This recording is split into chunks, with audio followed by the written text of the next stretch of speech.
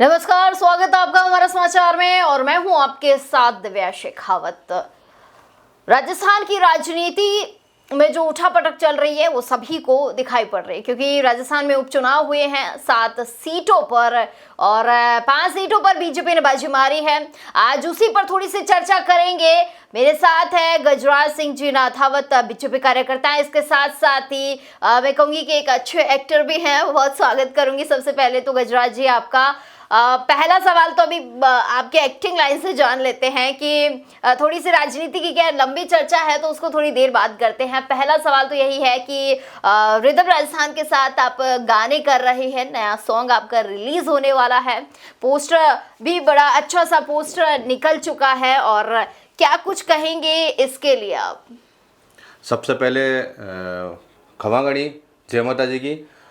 मैं मारवाड़ी गाना बनाऊं तो मारवाड़ी में थोड़ी भाषा में बात करूं। आपने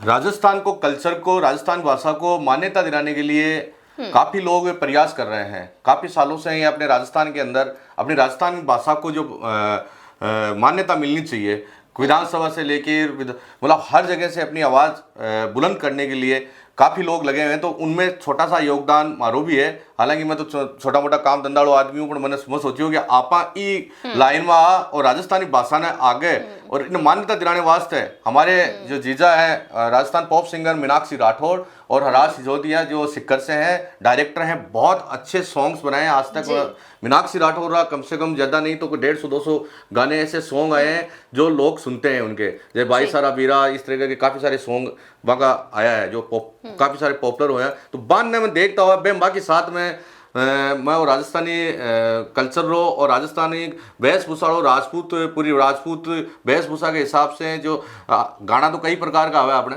जो मारवाड़ी भाषा खूब सारा गाना हुआ है, कई तरह का अपन आपा जो गाना बनावा बहुत ही एक सभ्यता फैमिली वाला गाना आप बना रहे हैं। एक हिसाब से हमको एक राजस्थानी रिदम पर काल ये गानो लॉन्च हुआ है। तो मीनाक्षी जी ने वो गानो लॉन्च करे है। सब लोग यूट्यूब पे है, राजस्थानी रिदम के ऊपर है और बहुत सुंदर गाना है। 7 गानों से एक गाना बनाया गाना है, 7 मिनट गाना है, गाना बहुत सुंदर। इसको सुनोगे हर शादी ब्याह में, मतलब एक कल्चर इसमें पूरा दिखता है। और जीजा ने इसमें है ना, मेरे साथ में जो अपना मेरा भतीजा है अधिराज सिंह नाथावत है और हिमांशी गौड़ है, और ये मेरे साथ में जो मेरे जो और जितनी भी मेरे जो साथ में मेरे जो जितनी 22 लोग हैं, सब लोगों ने बहुत अच्छा काम किया है इसके अंदर।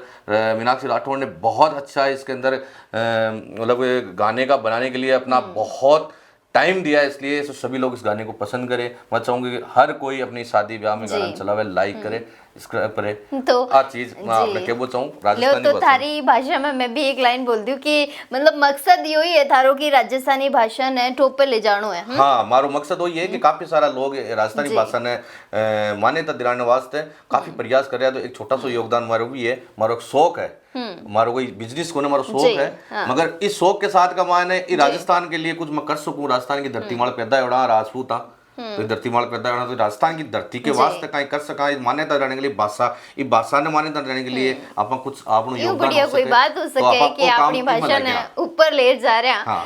सो इसके आगे तो यही जानना चाहेंगे कि आपने बहुत अच्छी शुरुआत की है कि राजस्थानी भाषा को एक प्लेटफॉर्म पे लाने का प्रयास कर रहे हैं। आप कह रहे हैं कि बिजनेस कोई और है, लेकिन सोच और शुरुआत तो यही है कि राजस्थानी भाषा को कहीं ना कहीं टॉप लेवल तक ले जाना है। तो चलिए उसके लिए तो अग्रिम आपको शुभकामनाएं देंगे। इसके साथ ही कुछ और नए प्रोजेक्ट्स आ रहे हो, किस पे काम कर रहे हो आप, कुछ नया आ रहा हो? और तुम्हारी मैं पुरानी बीजेपी कार्यकर्ता हूँ सा, शुरू से बीजेपी को लाइक करूं और बीजेपी के साथ रहूं। मोदी जी का जो विचार है वह विचारा वाला चाल वाला आदमी है। मेरे विचार तो सभी राजनीति वाला का, हर कोई आदमी के जो अच्छे राजनीति के अंदर होते हैं, अच्छे लोग होते हैं, सबके विचार अच्छे होते हैं। जो राजनीति के अंदर बैठे हैं, कई लोगों के विचार कुछ गलत होते हैं, उनका हम लोग बखान भी नहीं करना चाहते, क्योंकि उनका अगर बखान करेंगे तो उनका एक पब्लिसिटी मिलेगी। तो हम नहीं चाहते कि ऐसे लोगों का नाम ले। बाकी मैं तो मोदी जी का जो विचार है बड़ा चाल बड़ा आदमी हूँ। तो मोदी जी की रीति नीति पे चलते हैं। हाँ जी। चलिए सवाल इसी से रिलेटेड पूछ लेती हूँ। राजस्थान में 7 सीटों पर विधानसभा उपचुनाव हुआ है, देखा होगा आपने भी बखूबी। हाँ बिल्कुल, सभी लोगों को बहुत बहुत बधाई। जो जीते हैं, जो हमारी पार्टी के 5 लोग जीते हैं, बन बहुत बहुत बधाई। जो हारे हैं बन आगे बधाई कि आगे कोशिश और करें, जीती भाई हर कोई कोशिश करे जीतवा की हारवा की। तो जो जीते हैं बन बधाई हो। हमारी पार्टी के 5 लोग जीते हैं, उनको मैं दिल की गहराइयों से बधाई देता हूँ। और जिन्होंने इनको वोट दिए हैं, समाज ने वोट दिया है, 36 कौम ने जो वोट दिया है, वो 36 कौम का जिस प्रकार से उन्होंने अपना जो वादा किया है पब्लिक से, वो अपना वादा पूरा करे और पब्लिक के बीच में जाके और काम कराए, यही हमारा विचार है। चलिए, विचार तो आपके बढ़िया हैं। कई सीटों को देखा होगा आपने, त्रिकोणीय मुकाबला रहा है, तीन कैंडिडेट खड़े हुए हैं। सबसे पहले बात करते हैं देवली उनियारा सीट की। यहाँ से नरेश मीणा, थप्पड़ कांड सुना है आपने? थप्पड़ कांड हुआ राजस्थान का बड़ा चर्चित और प्रचलित केस रहा है थप्पड़ कांड। आपने पूरा अगर सिनेरियो देखा है, पूरी अगर रूपरेखा देखे, तो क्या समझा है थप्पड़ कांड को, कैसे समझा है? थप्पड़ कांड का मैं तो देखो इसको मैं ज़्यादा पब्लिसिटी दूंगा नहीं, क्योंकि एक प्रशासनिक आदमी के साथ में कोई भी आदमी अगर चाहे चुनाव लड़ रहा हो, चाहे कितना बड़ा आदमी हो, प्रशासनिक आदमी के ऊपर हाथ उठाना मैं तो उसको गलत मानता हूँ। किसी प्रशासनिक आदमी के ऊपर आप थप्पड़ कांड जिसको बोल रहे हैं अपन, ये एक राजनीति इसको ऊपर नहीं कर सकते, प्रशासनिक है।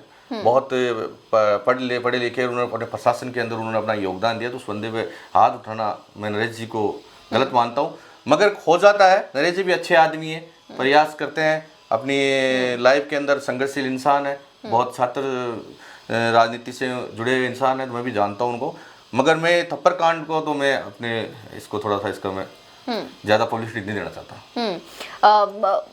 खुद किरोड़ीलाल मीणा जी भी गृह मंत्री से मिले, उन्होंने भी राज्य गृह मंत्री से वार्ता की, इसके बाद वो नरेश मीणा से भी मिले। इसको कैसे समझाएं? किरोड़ीलाल जी एक बहुत अलग किस्म के व्यक्ति है, सबको साथ लेके चलने वाले आदमी है। उनका तो इस राजनीति के अंदर भैरू सिंह जी बाबूसा के साथ के आदमी है, उनका कद का तो कोई आदमी नहीं है, और है उनके कद के, तो उनके जैसे विचार हर किसी के नहीं है। किरोड़ीलाल जी की तो कोई होट कर नहीं सकता, मैं तो देखो। और किरोड़ीलाल जी की अगर कोई फालतू की बुराई भी करता है तो मैं उस आदमी की नाम नहीं लेना चाहता, पर गलत बात है। कोई भी जाति का क्यों ना हो, कोई किरोड़ीलाल जी सबको साथ लेके चलते हैं, हर किसी के लिए साथ खड़े होते हैं, इसमें कोई जाति उनके लिए विशेष नहीं है।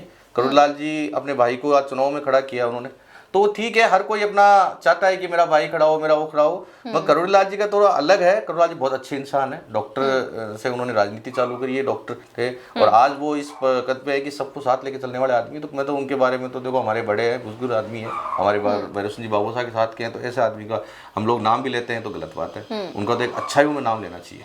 उनके भाई दोसा से काफी संघर्ष किया उन्होंने भी, लेकिन हार मिली। नहीं, संघर्ष किया, ये तो एक हार जीत है। तो मैडम तिकोना वहाँ पे हो गया था, बाकी जीत तो उनकी पक्की थी। कई बार क्या होता है कि घर का बेटी लंका दाई भाई हो जाए, तो अच्छी हो सकता है, हर किसी के साथ हो जाती है, तो ये कुछ नहीं है। पर फिर भी उन्होंने बहुत प्रयास किया, बहुत अच्छा, अपने हर कोई अपने परिवार के लिए, भाई के लिए। अगर कोई आदमी अपने समाज के 36 कौम का अगर काम करता है, तो पहले अपना परिवार का ही नहीं तो दूसरे कहाँ से होगा। तो वो अपने एक परिवार के लिए उन्होंने प्रयास किया, नहीं हुआ उनका, पर आगे उन्होंने प्रयास उनको छोड़ना नहीं चाहिए, आगे वो प्रयास करेंगे, आगे जीतेंगे, ऐसी कोई बात नहीं है। बहुत अच्छे आदमी, उनके भाई भी बहुत संघर्षशील, और बहुत गायों का गौशालाएं खोल रखी उन्होंने बहुत सारी, हमने सुना है, मैंने देखा भी है उनकी। बहुत अच्छी उनकी पब्लिसिटी बहुत अच्छी है, पब्लिक के अंदर बहुत अच्छा इनका हुआ है। एक ठीक है, हार जीत अलग बात है, बाकी वो काम करते रहेंगे, इसमें कुछ नहीं है। चलो, एक बार नागौर की तरफ चलते हैं।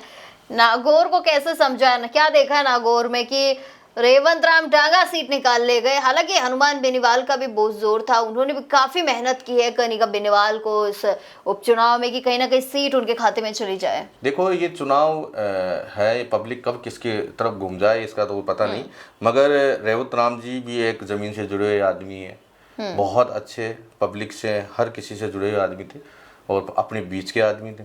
हनुमान जी है, वो भी जमीन से जुड़े हुए आदमी है, वो भी कोई ऐसा कुछ नहीं है। और भी बीजेपी कांग्रेस से जो खड़े हैं वो भी जमीन से जुड़े, मगर एक समय ऐसा आता है कि कभी पलड़ा इधर बारी, कभी इधर बारी। तो एक अब इस बार क्या है, थोड़ा पब्लिक का रुझाव था कि एक बार कुछ नया होना चाहिए, हर आदमी नया देखता है, तो उन्होंने सोचा एक बार रेवंत राम जी डांगा जी को अपन दे देते हैं। तो 36 कौम को उनको वोट मिले, उनको आशीर्वाद मिला, ऐसा कुछ नहीं है कि एक ही जात ने उनको वोट दिया, 36 कौम ने उनको वोट दिया, तब आज 11-12 हज़ार वोटों से जीते हैं। और हनुमान जी को भी मैं तो धन्यवाद देता हूँ कि उन्होंने भी अपने मैडम को खड़ा किया, और आज उन्होंने मतलब बहुत अच्छे वोट लिए उन्होंने, ऐसी कोई बात नहीं, टक्कर जोरदार दी है।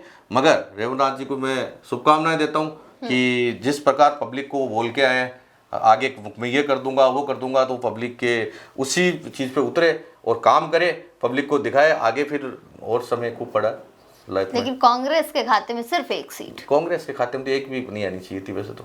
वो तो उनकी तो काम ही यही है, जातिवाद, एक ही समाज की राजनीति करने वाले लोग हैं। मैं तो उनको देखो, मैं तो खारिज करता हूँ उनको, मैं तो उनके बारे में बात भी नहीं करना चाहता। बयानबाजी में तो बीजेपी के लोग भी कम नहीं है। बयानबाजी बीजेपी के लोग कम नहीं है, मैं बयानबाजी बीजेपी के लोग करते हैं तो काम करके दिखाते हैं ना। आज महाराष्ट्र में देखो ना आप, गठबंधन क्यों करना पड़ा? अगर महाराष्ट्र गठबंधन तो में देखो ऐसा है कि गठबंधन तो जो शिवसेना है वो नहीं की है, कोई अलग नहीं है, बीजेपी की है, अलग नहीं है, गठबंधन नहीं है, तो होता है, ये तो भाई है दोनों, ये तो होता है। मगर आज इतनी बड़ी महाराष्ट्र के अंदर सीटें लेके आए हैं बीजेपी वाले, तो कम है, तो अच्छी बात है। राजस्थान में क्या देख रहे हो कांग्रेस का भविष्य? अभी तो बीजेपी का भविष्य है, कांग्रेस का भविष्य तो अभी अंधकाल में है। तो मतलब कांग्रेस को सीधा सीधा कह दो, हैं? हाँ। सुपड़ा साफ है कांग्रेस का। हाँ, सुपड़ा साहब है, जिस प्रकार से जातिवाद की बातें करते हैं, एक ही जात की बात करते हैं, तो ऐसे कांग्रेसियों को मैं तो निकारता हूँ, जो केवल की जाति की बात करेंगे, वो एक ही समाज की बात करेंगे। हिंदू समाज भी है भाई, हिंदू समाज के लिए बोलो, हिंदू समाज के लिए क्यों नहीं बोलते हो? बीजेपी क्या सिर्फ एक हिंदू समाज से बीजेपी बनती है? हाँ बिल्कुल, हिंदू समाज से बीजेपी बनती है। बाकी जनता का क्या? बाकी और जनता, जो अन्य धर्म है उनका क्या? वो बीजेपी में शामिल नहीं है? ऐसा कुछ नहीं है, मगर हिंदू समाज बीजेपी की तरफ है।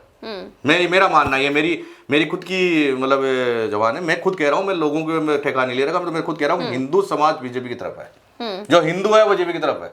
आजकल तो ठेका तो आपके साधु संतों ने ले रखा है। हाँ, तो साधु संत कहाँ के हैं? साधु संत इस देश के हैं, देश के लिए बोलेंगे ना। साधु संत बनने के बाद क्या देश के नहीं है क्या? देश के लिए बोलेंगे ना। उन्होंने ठेकेदारी ले रखी है, सबको सनातनी बनाएंगे। क्यों? बिल्कुल बनाएंगे, सनातनी बननी भी चाहिए। क्यों बनने? ये भारत सनातनियों को, अन्य धर्मों को आप कैसे सनातनी बना सकते? अन्य धर्मों को कहाँ बना रहे हैं? हम तो हमारे समाज को ही जगा रहे हैं, जो सो गया उसको। आप इसका मतलब आपका समाज सोया हुआ है? हाँ, सोया हुआ उसको जगा रहे हैं, जग गया ना, महाराष्ट्र में जगाना अभी। एक रहोगे नेक रहोगे, अभी जगाना, योगी महाराज ने जगाया ना सबको, तो जगाना। तो एक राष्ट्र लेकर चलोगे, सिर्फ सनातन को लेकर चलोगे? हम तो राष्ट्र और सनातन को दोनों को साथ लेकर चलेंगे। मोदी जी को तो नहीं कहते हुए सुना कि सनातन को लेकर सनातन बनाना है, सनातन बनाना है। मोदी जी वो उनके विचार अलग है, वो प्रधानमंत्री जी के विचार अलग है, पब्लिक का विचार अलग है। तो ये कौन लोग हैं जो सनातन का बैंड बाजा बजाए जा रहे हैं? फिर जब जो खुद बीजेपी का जो नेतृत्व कर रहे हैं, शीर्ष नेतृत्व कर रहे हैं, वो लोग नहीं कह रहे, वो व्यक्ति नहीं कह रहे सनातन के बारे में, तो ये कौन लोग हैं जो बीजेपी का नेतृत्व मेरे बीच में और आपके बीच वाला तो कर रहा है, दूसरा थोड़ी कर रहा है। उन्होंने तो नहीं कहा कभी, हमने तो नहीं सुना उनसे। वो अगर कहने के पब्लिक बोल रही है ना, जो सनातन को मानता है, मैं राम जी को मानता हूँ, तो मैं राम जी की बोलूंगा। तो इसके आगे बस कुछ नहीं है? नहीं, इसके आगे बहुत कुछ है। भारत को आगे ले जाना है, भारत को उस विश्व के ऊपर सब जो पहले था वैसे वैसे उसको बनाना है भारत को, और सनातन ही बना सकता है इसको, सनातन धर्म ही बना सकता है। अच्छा, चलिए कोई बात नहीं, इस सनातन वाली वार्ता को तो जारी रखते हैं और ये चलती रहेगी जुगलबंदी। आगे तो ये जानना चाहूंगी कि राजस्थान में क्या कुछ नई योजनाएं लेकर आ रही राजस्थान सरकार, कुछ मालूम हो? राजस्थान सरकार, खुद आप राज्यवर्धन जी के साथ जुड़े हुए हैं। मैं सभी से जुड़ा हुआ हूँ, ऑल ओवर जितने भी मेरे बीजेपी के जितने भी जो जीते हुए हैं, जो हारे हुए हैं बीजेपी के, मैं सबके साथ हूँ। जो बीजेपी के साथ है मैं सबके साथ हूँ। बहुत सारी सरकार योजनाएं लेके आ रही है, खेल से लेके मतलब ऐसे ऐसी योजनाएं लेके आ रही है जो आज तक किसी ने लाए नहीं। और अभी हमारे आदरणीय हमारे जो मंत्री जी है, ये तो बहुत सारी योजनाएं लेके आ रहे हैं। उद्योग में देखो, चाहे खेल जगत में देख लो, चाहे कहीं पर भी देख लो, हमारे दिया कुमारी जी को देख लो ना, हर ऐसा कौन सा काम नहीं है जो नहीं करवा रहे। वो सब कुछ 36 को हमको साथ लेके चल रहे हैं। आज रोड बन रही है तो उसके सनातन वालों के थोड़ी लिए बन रही है, सबके लिए बन रही है। रोड पे तो सारे चलेगा, सनातन वाला तो चलेगा, सभी चलेंगे, तो सबके लिए बना रहे। बीजेपी ये थोड़ी कहती है कि साहब सनातन धर्म वाले इस रोड पे चलेंगे, दूसरा नहीं चलेगा। सब चलते हैं, सबके लिए है। तो सनातन फिर बनाना ही क्यों है? सबको साथ ही लेकर चला जाए ना। हम तो साथ लेके चल रहे हैं ना, हम तो साथ लेके चल रहे हैं ना। मना कौन करता है? साथ तो चले। तो ग्रुप भी हो सकता है। इस देश में रह के देश की जो जय नहीं बोलते, भारत माता की जय नहीं बोलते, तो फिर क्या मतलब? तो अच्छा, वो कसक है मन में कि भारत देश में रह के भारत माता की जय नहीं बोलते। भाई आप भारत देश में रह रहे हो, भारत की खा रहे हो और भारत की नहीं बोल रहे हो, तो क्या मतलब? फिर कौन है वो लोग? वो तो आपको पता है कौन है, मैं क्या बताऊं, सबको ध्यान है पूरी दुनिया के अंदर। कौन है आप बताइए ना। आपको तो ईर्ष्या, नफरत, द्वेष आपके मन में है। मैं क्या कह रहा हूँ, भारत में रह के भारत की जय नहीं बोलते हैं, तो मैं उन लोगों को ये पूछना चाहता हूँ कि आप फिर सनातन को दूर क्यों करना चाहते हो? सनातन से नफरत क्यों करते हो? आप भारत में रहते हो और भारत की जय नहीं बोलते हो, और आप कहते हो सनातन वाले सनातन धर्म को मानते हैं, हमको नहीं मानते। हम तो सबको मानते हैं। मोदी जी अगर काम कर रहे हैं तो सबके लिए कर रहे हैं, हवाई जहाज बना रहे हैं तो सबके लिए बना रहे हैं, रेल ट्रेन चल रही है तो सबके लिए चल रही है, बस चल रही है तो सबके लिए चल रही है। मतलब सभी उसी में बैठते हैं, 36 कौम के लोग ही बैठते हैं, कोई अलग थोड़ी बैठते हैं, सब लोग एक ही उसके चेयर पे बैठ के जाते हैं। और रोडवेज बस चल रही है तो सब बैठ के जाते हैं ना, उसमें उतार थोड़ी देते हैं कि साहब आप सनातन धर्म के नहीं, उतर जाओ, राजस्थान सरकार की बस है ये बीजेपी वालों की बस है, नहीं बैठोगे, ऐसे थोड़ी होता है, सबके लिए है। तो जनता किसको देखकर वोट दे रही है? सनातन को देखकर दे रही है या फिर काम देश को देख के, देश को और काम को देख के, और काम कर रहा है। जो सनातन धर्म के अंदर सब लोग मान रहे हैं, ये बीजेपी सरकार काम बहुत कर रही है, भारत को बहुत आगे लेके चल गई और आगे जाएगा आने वाले समय के अंदर। चलिए कोई बात नहीं, इस वार्ता को तो यहीं खत्म करते हैं। क्या कुछ कहना चाहेंगे अपने नए गाने के लिए? जनता से क्या कुछ कहना चाहेंगे? मैं तो सर ने अपील करूँ कि मारो गानो आ रहा है, मैंने सर काफ़ी लोग जानते भी होंगे, गजराज सिंह नाथौत मारो नाम है, राजस्थान रिदम पर, और यूट्यूब के ऊपर भी है, राजस्थान रिदम पर आ जाओगे, मेरे यूट्यूब पर गजराज सिंह नाथौत लिखोगे तो इसको लाइक करो, सब्सक्राइब करो सभी लोग। मैं चाहता हूँ कि आप लोगों का आशीर्वाद चाहिए, राजस्थानी भाषा ने मान्यता दिलाने वास्ते ये गाना लाइक करो, आगे मारो एक गाना और आसी, बहुत जोरदार गाना आसी आप सभी लोगों के लिए आने वाले समय में, आने वाले 5 तारीख को गाना मेरा आएगा, 5-6 तारीख को, वो भी बहुत जोरदार आएगा, आप लोग सब लाइक करो। जय माता जी की, जय माँ भवानी। चलिए बहुत शुक्रिया। और हमारा समाचार भी यही अपील करता है कि गजराज सिंह जी का नया गाना आने वाला है और कमिंग सून है, तो गाने को ज़्यादा से ज़्यादा देखें, शेयर करें और इनके चैनल को सब्सक्राइब करना ना भूलें। लेकिन सबसे महत्वपूर्ण बात यह है कि हमारा समाचार के साथ बने रहिए। जय श्री राम।